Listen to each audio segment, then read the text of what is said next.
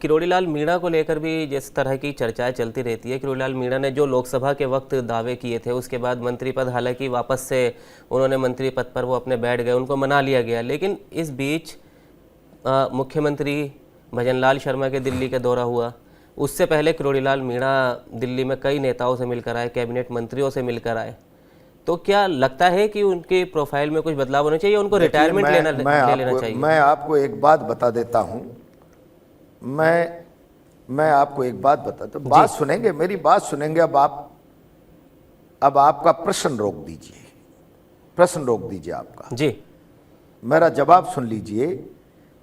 किरोड़ीलाल जी ने क्यों यूं ही इस्तीफा नहीं दिया?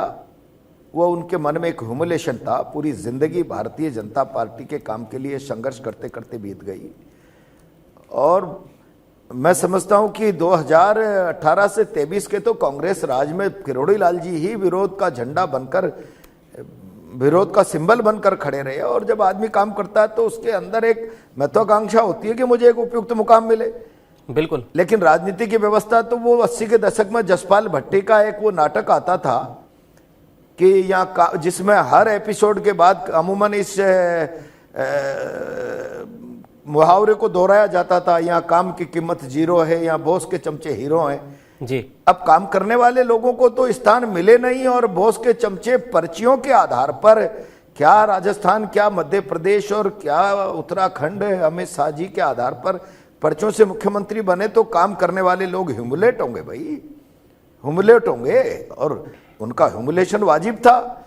अब चूंकि व्यवस्था सेंट्रलाइज हो गई सभी पार्टियों में, आप उसके बाहर जाओगे तो जनता में भी इतना साहस, रिवोल्यूशनरी, मैंने भी थोड़ी देर पहले कहा, 5000 साल से हमारा चरित्र बचा ही नहीं। हम रीति नीति, सिद्धांत और एथिक्स के बजाय हैसियत, और हैसियत दल में महत्व क्या है, दल की गवर्निंग काउंसिल उसको कितना महत्व दे रही है, यही असेसमेंट हो गया जनता का। इसलिए अब जो जनता के नेता है ना, वो धीरे धीरे दम तोड़ रहे हैं। अब ठीक है, जिनका चरित्र है कि लड़ते रहो, वो लड़ते रहेंगे। हमने भी यही तय कर रखा है, चाहे 1, 2, 3 चुनाव हार गए, लेकिन संघर्ष की गति बंद नहीं होगी। अब चाहे पॉलिटिकल पार्टीज के एजेंडे, किसको नेता बनाना है, किसको कमान सौंपना है, वो तो बीजेपी में तो ये हो गया।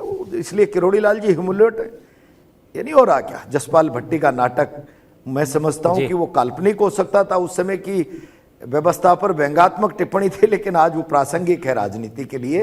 काम की कीमत जीरो है या बॉस के चमचे हीरो हैं।